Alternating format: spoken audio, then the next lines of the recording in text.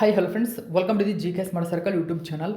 ಈಗ ನಾವು ಆಗಸ್ಟ್ 13, 2025ನೇ ಸಾಲಿನ ಪ್ರಮುಖ ಪ್ರಚಲಿತ ಘಟನೆಗಳನ್ನು ಕುರಿತು ಚರ್ಚೆ ಮಾಡೋಣ. ನಿಮಗೆಲ್ಲ ಗೊತ್ತಿರಲಿ, ಪ್ರತಿದಿನ ನಾನು ಕನ್ನಡದ ಪ್ರಜಾವಾಣಿ ಸೇರಿದಂತೆ ಕನ್ನಡದ ಇತರ ಎಲ್ಲ ನ್ಯೂಸ್ ಪೇಪರ್ಗಳು, ಇಂಗ್ಲೀಷ್ನ ದಿ ಹಿಂದೂ ಮತ್ತು ಇಂಗ್ಲೀಷ್ನ ಇತರ ಎಲ್ಲ ನ್ಯೂಸ್ ಪೇಪರ್ಗಳ ಜೊತೆಗೆ ಕೇಂದ್ರ ಸರ್ಕಾರ ಪ್ರತಿದಿನ ಅಪ್ಡೇಟ್ ಮಾಡ್ತಕ್ಕಂಥ PAB ನ್ಯೂಸ್ ಪೇಪರ್ಗಳ ಪ್ರಮುಖ ಪ್ರಚಲಿತ ಘಟನೆಗಳನ್ನು ನಿಮ್ಮ ಮುಂದೆ ತರ್ತಾ ಇರ್ತೀನಿ. ಹಾಗಾದರೆ ಇವತ್ತಿನ ಕ್ವಶ್ಚನ್ ನಂಬರ್ 1 ಏನಿದೆ ಅಂತ ನೋಡೋಣ ಬನ್ನಿ. 1ನೇ ಕ್ವಶನ್ ಗಮನಿಸಿ. ಇತ್ತೀಚೆಗೆ ತಮಿಳುನಾಡು ಸರ್ಕಾರವು ಹೊಸ ರಾಜ್ಯ ಶಿಕ್ಷಣ ನೀತಿಯನ್ನು ಬಿಡುಗಡೆ ಮಾಡಿದೆ. ಹಾಗಾದರೆ ಈ ಹೊಸ ರಾಜ್ಯ ಶಿಕ್ಷಣ ನೀತಿಯ ರಚನೆಯ ನೇತೃತ್ವವನ್ನು ಕೆಳಗಿನ ಯಾರು ವಹಿಸಿದ್ದರು? ಸರಿಯಾಗಿರ್ತಕ್ಕಂಥ ಉತ್ತರ ಆಪ್ಷನ್ ನಂಬರ್ 1, ನ್ಯಾಯಮೂರ್ತಿ ಮುರುಗೇಶನ್. ಓಕೆ, ಗಮನಿಸಬಹುದು. ಹೆಚ್ಚಿನ ಡೀಟೇಲ್ಸ್ ನೋಡಿ. ಇತ್ತೀಚೆಗೆ ತಮಿಳುನಾಡು ಸರ್ಕಾರವು ತನ್ನ ಹೊಸ ರಾಜ್ಯ ಶಿಕ್ಷಣ ನೀತಿಯನ್ನು ಬಿಡುಗಡೆ ಮಾಡಿದರೆ ಈ ಹೊಸ ರಾಜ್ಯ ಶಿಕ್ಷಣ ನೀತಿಯ ರಚನೆಯ ನೇತೃತ್ವವನ್ನು ನ್ಯಾಯಮೂರ್ತಿ ಮುರುಗೇಶನ್ ವಹಿಸಿದ್ದರು. ನಿವೃತ್ತ ನ್ಯಾಯಮೂರ್ತಿ ಮುರುಗೇಶನ್ ನೇತೃತ್ವದ 14 ಸದಸ್ಯರ ಸಮಿತಿಯು 2022ರಲ್ಲಿ ಕರಡು ನೀತಿಯನ್ನು ರೂಪಿಸಿತ್ತು. ಜುಲೈ 2024ರಲ್ಲಿ ಸಲ್ಲಿಸಲಾದ ಶಿಫಾರಸುಗಳನ್ನು ಇದು ಒಳಗೊಂಡಿತ್ತು. ಇತ್ತೀಚೆಗೆ ಇದನ್ನು ಉದ್ಘಾಟಿಸಲಾಗಿದೆ. ಇದು ನೆನಪಿರಬೇಕು. ಮುಖ್ಯವಾಗಿ ಕಲೆ ಮತ್ತು ವಿಜ್ಞಾನದ ಪದವಿ ಪ್ರವೇಶವು 11 ಮತ್ತು 12ನೇ ತರಗತಿಯ ಸಂಯೋಜಿತ ಅಂಕಗಳನ್ನು ಆಧರಿಸಿರುತ್ತದೆ. ಸಾಮಾನ್ಯ ಪ್ರವೇಶ ಪರೀಕ್ಷೆಯಲ್ಲ ನೋಡಿ ಎಂದು ಇಲ್ಲಿ ಮಾಹಿತಿಯನ್ನು ತಿಳಿಸಿರ್ತಕ್ಕಂಥದ್ದು. ಹೈಲೈಟು, ಇದನ್ನು ಗಮನಿಸಬೇಕು. ನೆಕ್ಸ್ಟ್ 2ನೇ ಕ್ವಶನ್ ನೋಡಿ. ಇತ್ತೀಚೆಗೆ ಕೇಂದ್ರದ ಕೆಳಗಿನ ಯಾವ ಸಚಿವಾಲಯವು ಮಕ್ಕಳ ಓದುವಿಕೆಯನ್ನು ಉತ್ತೇಜಿಸಲು ಹೊಸ ಛೋಟಾ ಭೀಮ್ ಕಾಮಿಕ್ ಯೋಜನೆಯನ್ನು ಪ್ರಾರಂಭಿಸಿದೆ? ನೋಡಿ, ಛೋಟಾ ಭೀಮ್ ಕಾಮಿಕ್ ಯೋಜನೆ. ಸರಿಯಾದಂಥ ಉತ್ತರ ಮಾಹಿತಿ ಮತ್ತು ಪ್ರಸಾರ ಸಚಿವಾಲಯ, ಆಪ್ಷನ್ ನಂಬರ್ 2 ಸರಿಯಾಗಿದೆ. ಗಮನಿಸಬಹುದು. ಛೋಟಾ ಭೀಮ್ ಕಾಮಿಕ್ ಯೋಜನೆಯನ್ನು ಮಾಹಿತಿ ಮತ್ತು ಪ್ರಸಾರ ಸಚಿವಾಲಯ ಜಾರಿಗೆ ತಂದಿದೆ. ಉದ್ದೇಶವೇನು? ಮಕ್ಕಳ ಓದುವಿಕೆಯನ್ನು ಉತ್ತೇಜಿಸುವುದಾಗಿದೆ. ನೋಡಿ, ಪರಿಚಿತ ಪಾತ್ರವನ್ನು ಬಳಸಿಕೊಂಡು ಮಕ್ಕಳಲ್ಲಿ ಓದುವಿಕೆಯನ್ನು ಉತ್ತೇಜಿಸುವ ಗುರಿಯನ್ನು ಈ ಹೊಂದಿದೆ. ಓಕೆ, ನೆಕ್ಸ್ಟ್ ನಾವು 3ನೇ ಕ್ವಶನ್ ನೋಡೋಣ. ಭಾರತೀಯ ರೈಲ್ವೆಯು ಏಷ್ಯಾದ ಅತಿ ಉದ್ದದ ಸರಕು ರೈಲು ಓಟವನ್ನು ಗಮನಿಸಬಹುದು. ಇಂಗ್ಲೀಷಲ್ಲಿ ಗಾಜ್ಕವಾಜ್ ಅಂತ ಕರೀತಾರೆ. ಸೊ ಗಾಜ್ಕವಾಜ್ ಉತ್ತರ ಪ್ರದೇಶ ಮತ್ತು ಗರ್ವಾ ಜಾರ್ಖಂಡ್ ನಡುವೆ ಯಶಸ್ವಿಯಾಗಿ ಪರೀಕ್ಷೆ ನಡೆಸಿದೆ. ಹಾಗಾದರೆ ಆ ಉದ್ದದ ಸರಕು ರೈಲಿನ ಹೆಸರೇನು? So most important Rudrastra. Okay, option number 2 ಸರಿಯಾಗಿದೆ. ಗಮನಿಸಬಹುದು. ಭಾರತೀಯ ರೈಲ್ವೆಯು ಏಷ್ಯಾದ ಅತಿ ಉದ್ದದ ಸರಕು ರೈಲು ರುದ್ರಾಸ್ತ್ರದ ಪ್ರಾಯೋಗಿಕ ಓಟವನ್ನು ಯಶಸ್ವಿಯಾಗಿ ನಡೆಸಿದ್ದು. ಇದು 4.5 ಕಿಲೋಮೀಟರ್ ಉದ್ದವಾಗಿದ್ದು ಸರಕು ಸಾಗಣೆ ದಕ್ಷತೆಯಲ್ಲಿ ಮಹತ್ವದ ಮೈಲುಗಲ್ಲನ್ನು ಇದು ಗುರುತಿಸುತ್ತದೆ. ಸೊ ಇದು ಎಲ್ಲಿ ಪರೀಕ್ಷೆ ನಡೆಸಲಾಯಿತು ಮತ್ತು ಎಲ್ಲಿ ಇದು ಓಡಾಟವನ್ನು ಮಾಡುತ್ತೆ, ಓಟ ಇಲ್ಲಿ ಮಾಡುತ್ತೆ ಅಂತ ಕೇಳಿದ್ರೆ ನೋಡಿ, ಗಾಜ್ಕವಾಜ ಉತ್ತರ ಪ್ರದೇಶ ಟು ಗಾರ್ವಾ ಜಾರ್ಖಂಡ್ ನಡುವೆ ಇದು ಸಂಚರಿಸುತ್ತದೆ. ಓಕೆ, ನೆಕ್ಸ್ಟ್ 4ನೇ ಕ್ವಶನ್ ನೋಡಿ. ಪ್ರತಿ ವರ್ಷ ಆಗಸ್ಟ್ 12ರಂದು ಅಂತಾರಾಷ್ಟ್ರೀಯ ಯುವ ದಿನವನ್ನಾಗಿ ಆಚರಣೆ ಮಾಡಲಾಗುತ್ತದೆ. ಹಾಗಾದರೆ 2025ನೇ ಸಾಲಿನ ವಿಶ್ವ ಯುವ ದಿನಾಚರಣೆಯ ಥೀಮ್ ಏನು? ನೋಡಿ, ಯುವ ದಿನಾಚರಣೆಯ ಥೀಮ್ SDGಯನ್ನು ಆಧರಿಸಿದೆ. ಅಂದರೆ local youth actions for the SDGs and behind ಎಂಬುದು ಈ ವರ್ಷದ ಥೀಮ್. ಸೊ ಈ ವರ್ಷ ಮುಖ್ಯವಾಗಿ ಸಸ್ಟೈನೇಬಲ್ ಡೆವಲಪ್ಮೆಂಟ್ ಗೋಲ್ಸ್ಗೆ ಸಂಬಂಧಪಟ್ಟಂತೆ ಇರತಕ್ಕಂಥದ್ದು. ಓಕೆ, ಪ್ರತಿ ವರ್ಷ ನಾವು ಅಂತಾರಾಷ್ಟ್ರೀಯ ಯುವ ದಿನವನ್ನು ಆಗಸ್ಟ್ 12ರಂದು ಆಚರಣೆ ಮಾಡ್ತೀವಿ. ಓಕೆ, ಸೊ ಇದು ವಿಶ್ವಸಂಸ್ಥೆಯ ಅತ್ಯಂತ ಪ್ರಮುಖ ಕಾರ್ಯಕ್ರಮ ಎಂಬುದು ನೆನಪಿರಬೇಕು. ಓಕೆ, ವಿಶ್ವಸಂಸ್ಥೆ ಇದನ್ನು ಆಚರಣೆ ಮಾಡುತ್ತದೆ. 1999ರಲ್ಲಿ ಆಗಸ್ಟ್ 12ರಂದು ಅಂಗೀಕರಿಸಲಾಯಿತು ಇದನ್ನು. ಓಕೆ, ಆಗಸ್ಟ್ 12, 2000ನೇ ಇಸ್ವಿಯಲ್ಲಿ ಆಚರಿಸಲಾಯಿತು ಮೊದಲ ಬಾರಿಗೆ. ಈ ವರ್ಷದ ಥೀಮ್ ಹೇಳೋದಾದರೆ SDGಗಳು ಮತ್ತು ಅದರ ಆಚೆಗೆ ಸ್ಥಳೀಯ ಯುವ ಕ್ರಮಗಳು ಎಂಬುದು ಈ ವರ್ಷದ ಥೀಮ್ ಆಗಿತ್ತು. ಹಾಗಾದರೆ ನೋಡಿ, ಆಚರಣೆಗಳು ಈ ವರ್ಷದ ಅಂತಾರಾಷ್ಟ್ರೀಯ ಯುವ ದಿನವು ವಿಶೇಷವಾಗಿ ಮಹತ್ವದ್ದಾಗಿದೆ. ಏಕೆಂದರೆ ಇದು ಯುವ ಜನರಿಗಾಗಿ ವಿಶ್ವ ಕ್ರಿಯಾ ಕಾರ್ಯಕ್ರಮದ 30ನೇ ವಾರ್ಷಿಕೋತ್ಸವವನ್ನು ಸೂಚಿಸುತ್ತದೆ. ಇದನ್ನು ಆಗಸ್ಟ್ 12ರಂದು ಕೀನ್ಯಾದ ನೈರೋಬಿಯಲ್ಲಿ UN ಹ್ಯಾಬಿಟೇಟ್ ಸಹಯೋಗದೊಂದಿಗೆ ಆಚರಿಸಲಾಯಿತು ಎಂಬುದು ಗಮನಿಸಬೇಕು. 2025ರದು ಕೀನ್ಯದ ನೈರೋಬಿಯಲ್ಲಿ ನಡೆದಿದೆ. ಇದು ನೆನಪಿರಬೇಕು ನಿಮಗೆ. ನೆಕ್ಸ್ಟ್ 5ನೇ ಕ್ವಶನ್ ನೋಡಿ. ಕೆಳಗಿನ ಯಾರ ಗೌರವಾರ್ಥವಾಗಿ ಪ್ರತಿ ವರ್ಷ ಆಗಸ್ಟ್ 10ರಂದು ವಿಶ್ವ ಜೈವಿಕ ಇಂಧನ ದಿನವನ್ನಾಗಿ ಆಚರಣೆ ಮಾಡುತ್ತೀವಿ? ಸರಿಯಾದಂಥ ಉತ್ತರ ನೋಡಿ ರುಡಾಲ್ಫ್ ಡೀಸೆಲ್. ಆಪ್ಷನ್ ನಂಬರ್ 3 ಸರಿಯಾಗಿದೆ. 1893ರಲ್ಲಿ ಕಡಲೆಕಾಯಿ ಎಣ್ಣೆಯನ್ನು ಬಳಸಿ ಮೊದಲ ಎಂಜಿನನ್ನು ಚಲಾಯಿಸಿ ಜೈವಿಕ ಇಂಧನಗಳ ಆಧುನಿಕ ಉತ್ಪಾದನೆ ಮತ್ತು ಬಳಕೆಗೆ ತಾಂತ್ರಿಕ ಅಡಿಪಾಯ ಹಾಕಿದಂತಹ ಸರ್ ರುಡಾಲ್ಫ್ ಡೀಸೆಲ್ ಅವರ ಗೌರವಾರ್ಥವಾಗಿ ಆಗಸ್ಟ್ 10ರಂದು ವಿಶ್ವ ಜೈವಿಕ ಇಂಧನ ದಿನವನ್ನಾಗಿ ನಾವು ಆಚರಣೆ ಮಾಡುತ್ತೀವಿ. ಸಾಂಪ್ರದಾಯಿಕ ಇಂಧನಗಳಿಗೆ ಪರ್ಯಾಯವಾಗಿ ಪಳೆಯುಳಿಕೆಯೇತರ ಇಂಧನಗಳ ಬಗ್ಗೆ ಜಾಗೃತಿ ಮೂಡಿಸಲು, ಇಂಧನ ಸುರಕ್ಷತೆಯ ಪರಿಕಲ್ಪನೆಯನ್ನು ಉತ್ತೇಜಿಸಲು ಮತ್ತು ನವೀಕರಿಸಬಹುದಾದ ಶಕ್ತಿಯ ಅಭಿವೃದ್ಧಿಯನ್ನು ಉತ್ತೇಜಿಸಲು ಈ ದಿನವನ್ನು ನಾವು ಸ್ಥಾಪಿಸಲಾಯಿತು.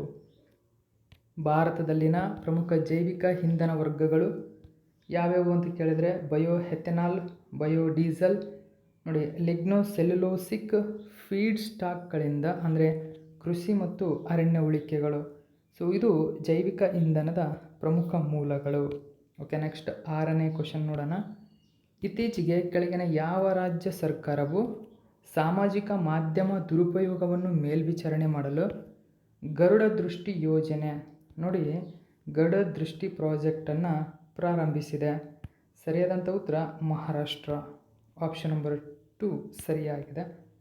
ಸೊ ನೋಡಿ, ಸಾಮಾಜಿಕ ಮಾಧ್ಯಮ ದುರುಪಯೋಗದ ಮೇಲ್ವಿಚಾರಣೆ ಮಾಡಲು, ಇದು ನೆನಪಿಡಬೇಕು. ಸಾಮಾಜಿಕ ಮಾಧ್ಯಮದ ದುರುಪಯೋಗವನ್ನು ಮೇಲ್ವಿಚಾರಣೆ ಮಾಡಲು ಮಹಾರಾಷ್ಟ್ರ ಸರ್ಕಾರ ಗರುಡ ದೃಷ್ಟಿ ಎಂಬ ಯೋಜನೆಯನ್ನು ಪ್ರಾರಂಭಿಸಿದೆ. ಸಾಮಾಜಿಕ ಮಾಧ್ಯಮಗಳ ಮೂಲಕ ಕೋಮುದ್ವೇಷದಂತಹ ಘಟನೆಗಳನ್ನು ನಿಗ್ರಹಿಸಲು ಮತ್ತು ಗಲಭೆಗಳಿಗೆ ಕಾರಣವಾಗುವಂತಹ ಘಟನೆಗಳನ್ನು ತಡೆಯಲು ಮಹಾರಾಷ್ಟ್ರದ ಮುಖ್ಯಮಂತ್ರಿ ಈ ರೀತಿಯಾಗಿರತಕ್ಕಂಥ ಪ್ರಮುಖ ಯೋಜನೆಯನ್ನು ಜಾರಿಗೆ ತಂದಿದ್ದಾರೆ. ಓಕೆ, ಇನ್ನು 7ನೇ ಕ್ವಶನ್ ನೋಡಿ. ಭಾರತದ ಮೊಟ್ಟಮೊದಲ ಪ್ರಾಣಿ ಕಾಂಡಕೋಶ ಬಯೋ ಬ್ಯಾಂಕನ್ನು ಕೆಳಗಿನ ಯಾವ ಸ್ಥಳದಲ್ಲಿ ಉದ್ಘಾಟಿಸಲಾಗಿದೆ? Okay, so Hyderabad. ಸರಿಯಾಗಿರತಕ್ಕಂಥ ಉತ್ತರ ಹೈದರಾಬಾದ್. ಆಪ್ಷನ್ ನಂಬರ್ 1 ಸರಿಯಾಗಿದೆ. ನೋಡಿ, ಕೇಂದ್ರ ವಿಜ್ಞಾನ ಮತ್ತು ತಂತ್ರಜ್ಞಾನ ರಾಜ್ಯ ಸಚಿವರಾಗಿರ್ತಕ್ಕಂಥ ಜಿತೇಂದ್ರ ಸಿಂಗ್ ಹೈದರಾಬಾದ್ನ ರಾಷ್ಟ್ರೀಯ ಪ್ರಾಣಿ ಜೈವಿಕ ತಂತ್ರಜ್ಞಾನ ಸಂಸ್ಥೆ NIAB ಇದರಲ್ಲಿ ಭಾರತದ ಮೊಟ್ಟ ಮೊದಲ ಪ್ರಾಣಿ ಕಾಂಡಕೋಶ ಬಯೋ ಬ್ಯಾಂಕನ್ನು ಉದ್ಘಾಟನೆ ಮಾಡಿದೆ. ಜೈವಿಕ ತಂತ್ರಜ್ಞಾನ ಇಲಾಖೆಯ ಜೈವಿಕ ತಂತ್ರಜ್ಞಾನ ಸಂಶೋಧನಾ ನಾವೀನ್ಯತೆ ಮಂಡಳಿ ಅಂದರೆ ಬ್ರಿಕ್ ಅಡಿಯಲ್ಲಿ ಇದು ಕಾರ್ಯನಿರ್ವಹಿಸುತ್ತದೆ.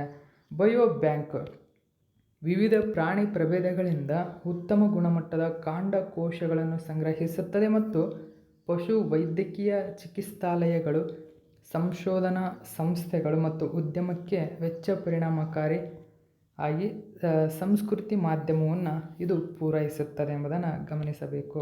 ನೆಕ್ಸ್ಟ್ 8ನೇ ಕ್ವಶನ್ನು. ರಾಷ್ಟ್ರೀಯ ಮಾದಕ ದ್ರವ್ಯ ಸಹಾಯವಾಣಿ ಮನಸ್ ಅನ್ನು ಯಾವ ಸಚಿವಾಲಯ ಪ್ರಾರಂಭಿಸಿತು? ನೋಡಿ, ಮನಸ್ ಯಾವ ಸಚಿವಾಲಯ ಪ್ರಾರಂಭಿಸಿದೆ ಅಂತ ಕೇಳ್ತಾರೆ? ಗೃಹ ವ್ಯವಹಾರ ಸಚಿವಾಲಯ. ಓಕೆ, ಸೊ ಆಪ್ಷನ್ ನಂಬರ್ 3 ಸರಿಯಾಗಿದೆ. ಸೊ ಗೃಹ ವ್ಯವಹಾರ ಸಚಿವಾಲಯದ ರಾಜ್ಯ ಸಚಿವರು ರಾಜ್ಯಸಭೆಗೆ ನೋಡಿ ಮಾದಕ ಪದಾರ್ಥ ನಿಷೇಧ ಅಸೂಚನಾ ಕೇಂದ್ರ ಮನಸ್ ಮಾದಕ ಪದಾರ್ಥ ನಿಷೇಧ ಅಸೂಚನಾ ಕೇಂದ್ರ ಮಾನಸ್ನ ಸಹಾಯವಾಣಿ 1933ರ ಯಶಸ್ಸಿನ ಬಗ್ಗೆ ಮಾಹಿತಿ ನೀಡಿದರು. ಇದನ್ನು ಗೃಹ ವ್ಯವಹಾರಗಳ ಸಚಿವಾಲಯವು ಜುಲೈ 18, 2024ರಂದು ಪ್ರಾರಂಭಿಸಿತು. ನೋಡಿ, ಜುಲೈ 18, 2024ರಂದೇ ಈ ಮನಸ್ಸನ್ನು ಪ್ರಾರಂಭಿಸಿದೆ. ಮನಸ್ಸಿನ ಸಹಾಯವಾಣಿ 1933 ಎಂಬುದು ನೆನಪಿರಬೇಕು ನಿಮಗೆ. ಓಕೆ, ಇದು ಮಾದಕ ವಸ್ತು ಬೆದರಿಕೆಯ ವಿರುದ್ಧ ಹೋರಾಡಲು ಮತ್ತು ಮಾದಕ ವಸ್ತು ಕಳ್ಳ ಸಾಗಣೆ, ಅಕ್ರಮ ಕೃಷಿ ಸಂಬಂಧಿತ ಅಪರಾಧಗಳ ಅನಾಮಧೇಯ ವರದಿಯನ್ನು ಸಕ್ರಿಯಗೊಳಿಸುವ ಗುರಿಯನ್ನು ಹೊಂದಿರತಕ್ಕಂಥದ್ದು. ನೆಕ್ಸ್ಟು 9ನೇ ಕ್ವಶನ್ ನೋಡಿ. ಆಗಸ್ಟ್ 2025ರಲ್ಲಿ WHO ಅಂದರೆ ವಿಶ್ವ ಆರೋಗ್ಯ ಸಂಸ್ಥೆಯು ಕೆಳಗಿನ ಯಾವ ದೇಶವನ್ನು ಮಾನವ ಆಫ್ರಿಕನ್ ಟ್ರಿಪನೋಸೋಮಿಯಾಸಿಸ್ ಅಂದರೆ ಆಟ್ನ ನಿರ್ಮೂಲನೆ ಮಾಡಿದೆ ಎಂದು ಪ್ರಮಾಣೀಕರಿಸಿದೆ? ಓಕೆ, ಸರಿಯಾದಂಥ ಉತ್ತರ ಕೀನ್ಯಾ ದೇಶ. ನೋಡಿ, ಕೀನ್ಯಾ ದೇಶ ಇದೀಗ ಹ್ಯೂಮನ್ ಆಫ್ರಿಕನ್ ಟ್ರಿಪನೋಸೋಮಿಸಿಸ್ ಆ್ಯಕ್ಟ್ನ ನಿರ್ಮೂಲನೆ ಮಾಡಿದೆ ಎಂದು ಹೇಳಿರ್ತಕ್ಕಂಥದ್ದು. ಯಾವುದು? WHO ಹೇಳಿದೆ.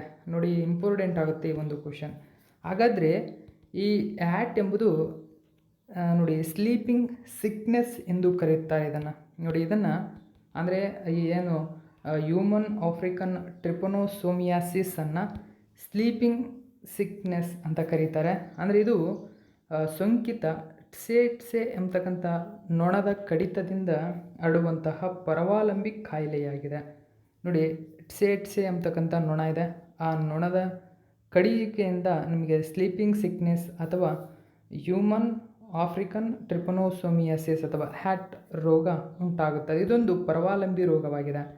ಇದು ಉಪ-ಸಹರನ್ ಆಫ್ರಿಕಾದಲ್ಲಿ ಮುಖ್ಯವಾಗಿ ಸ್ಥಳೀಯವಾಗಿದೆ. ಕೃಷಿ, ಮೀನುಗಾರಿಕೆ, ಪಶುಪಾಲನೆ ಅಥವಾ ಬೇಟೆಯಾಡುವಿಕೆಯನ್ನು ಅವಲಂಬಿಸಿರುವ ಗ್ರಾಮೀಣ ಸಮುದಾಯಗಳು ಹೆಚ್ಚಿನ ಅಪಾಯವನ್ನು ಇದರಿಂದ ಎದುರಿಸುತ್ತಾರೆ. Next 10ನೇ question. ಇತ್ತೀಚೆಗೆ ಸುದ್ದಿಗಳಲ್ಲಿ ಉಲ್ಲೇಖಿಸಲಾದಂತಹ ಪಾರ್ಥೇನಿಯಂ ಎಂಬುದು ಕೆಳಗಿನ ಏನನ್ನು ಅರ್ಥವಾಗಿ ವಿವರಿಸುತ್ತದೆ? ಪಾರ್ಥೇನಿಯಂ ಎಂಬುದು ಒಂದು ಆಕ್ರಮಣಕಾರಿ ಕಳೆಯಾಗಿದೆ. ನೋಡಿ, ಇದೊಂದು ಕಳೆ ಅಂದರೆ ಮುಖ್ಯವಾಗಿ ನಾವು ಬೆಳೆ ಬೆಳೆಯಬೇಕಾದ್ರೆ ಒಂದು ಬೆಳೀತಕ್ಕಂಥ ಒಂದು ಕಳೆ ಇದು. ಹಾಗಾದರೆ ಯಾವ ರೀತಿಯಾಗಿರತಕ್ಕಂಥ ಕಳೆ ಇದು? ನೋಡಿ, ಇತ್ತೀಚೆಗೆ 3 ದಿನಗಳ ಪಾರ್ಥೇನಿಯಂ ಮುಕ್ತ ಫೋಬಿಟೋರಾ ಅಭಿಯಾನ ನಡೆಯಿತು. ನೋಡಿ, 3 ದಿನಗಳ ಒಂದು ಸಮಯಾವಧಿಯಲ್ಲಿ ಪಾರ್ಥೇನಿಯಂ ಮುಕ್ತ ಫೋಬಿಟೋರಾ ಅಭಿಯಾನವನ್ನು ನಡೆಸಲಾಯಿತು. ಇದರ ಅಡಿಯಲ್ಲಿ ಅಸ್ಸಾಂನ ಮೊರಿಗಾಂವ್ ಜಿಲ್ಲೆಯ ಫೋಬಿಟೋರಾ ವನ್ಯಜೀವಿ ಅಭಯಾರಣ್ಯದ 5.2 ಹೆಕ್ಟೇರ್ ಪ್ರದೇಶವನ್ನು ಆಕ್ರಮಣಕಾರಿ ಕಳೆಯಾದ ಪಾರ್ಥೇನಿಯಂ ಹುಲ್ಲನ್ನು ತೆರವುಗೊಳಿಸಲಾಗಿದೆ. ಅಂದರೆ ಕ್ಯಾರೆಟ್ ಕಳೆ, ಬಿಳಿ ಮೇಲ್ಭಾಗ ಅಥವಾ ಕಾಂಗ್ರೆಸ್ ಹುಲ್ಲು ಎಂದು ಕರೆಯಲ್ಪಡುವ ಪಾರ್ಥೇನಿಯಂ ಹಿಸ್ಟಿರೋಫಸ್ ಎಲ್ ಅಂದರೆ ನೋಡಿ ಅಸ್ಟೆರೇಸಿ ಕುಟುಂಬದ ವಾರ್ಷಿಕ ಒಂದು ಸಸ್ಯವಾಗಿದೆ. ಈ ಆಕ್ರಮಣಕಾರಿ ಕಳೆ ವಿಷಕಾರಿ, ಆಕ್ರಮಣಕಾರಿ ಮತ್ತು ಮಾನವರು ಜಾನುವಾರುಗಳಿಗೆ ಹಾನಿಕಾರಕವಾಗಿದ್ದು ಚರ್ಮ ರೋಗ, ಅಸ್ತಮ, ಉಸಿರಾಟದ ಸಮಸ್ಯೆಗಳನ್ನು ಉಂಟು ಮಾಡುತ್ತದೆ ಈ ಕಳೆ. ಆ ಕಾರಣಕ್ಕಾಗಿ ಇದು ಪ್ರಚಲಿತದಲ್ಲಿದೆ. ಇದು ಕೂಡ ನೆನಪಿರಲಿ. ಇದು ಇವತ್ತಿನ ಪ್ರಮುಖ ಪ್ರಚಲಿತ ಘಟನೆ. ಇದೇ ತರಹದ ಮಾಹಿತಿಯೊಂದಿಗೆ ಮತ್ತೆ ನಿಮ್ಮನ್ನು ಭೇಟಿಯಾಗ್ತೀನಿ. Thank you so much for watching my video friends.